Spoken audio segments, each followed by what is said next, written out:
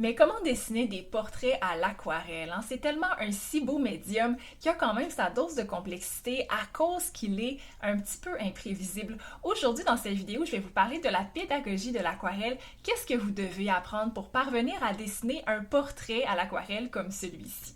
Alors, tout d'abord, je vous invite à regarder le processus de création en accéléré qui se déroule pendant que je parle parce que ça va me permettre de toucher à différents sujets. Dans le cadre d'un portrait comme celui-ci, bien évidemment, il a fallu faire un tracé au préalable. Par chance, apprendre le portrait, c'est quelque chose qui est aussi fascinant et que vous pouvez faire en parallèle à l'apprentissage de l'aquarelle. Et il existe également des techniques pour préparer vos portraits, même si vous ne maîtrisez pas encore les proportions. Ensuite, il y a tellement des techniques fabuleuses qui permettent de maîtriser l'aquarelle. Appliquer la couleur sur le papier va effectivement demander une certaine pratique au préalable. Je vous encourage vraiment à travailler simplement l'aquarelle sur des petits échantillons pour savoir un petit peu comment ça réagit avant d'entamer un portrait parce que vous pourriez avoir des surprises.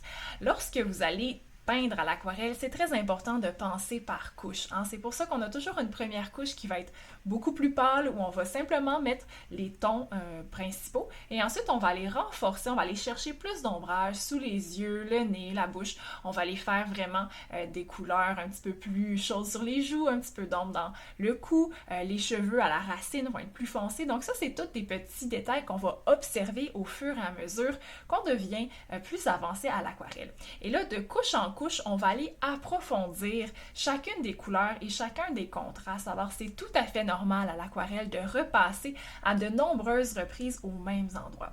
Un truc bien important, laissez sécher vos couches, hein, parce que si c'est pas terminé, que vous recommencez à travailler, eh bien, ça va peut-être faire un espèce de mélange insoupçonné de couleurs et gâcher votre œuvre. Alors, ayez la patience d'attendre ou du moins utiliser un séchoir à cheveux. Une question que je reçois souvent à l'aquarelle, c'est mais comment est-ce que tu fais pour terminer des œuvres qui soient aussi vives, aussi pétantes? Mais en fait, l'aquarelle, bien que c'est un médium qui se dilue à l'eau, il y a moyen d'obtenir des couleurs qui sont très très vives et très saturées.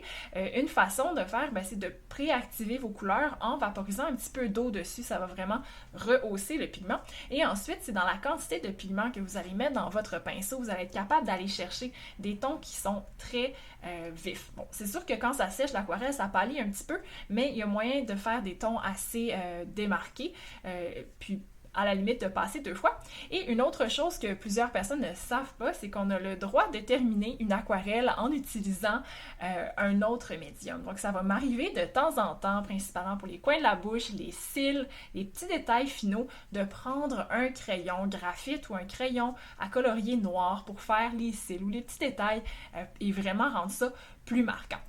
Finalement, la touche finale, de toujours rajouter un petit reflet blanc. Si vous n'avez pas pensé de garder des zones blanches pour les reflets au tout début de votre aquarelle, eh bien vous pouvez les ajouter à la fin avec une gouache blanche, avec un acrylique blanc, par exemple les reflets dans les yeux ou un petit peu sur les lèvres.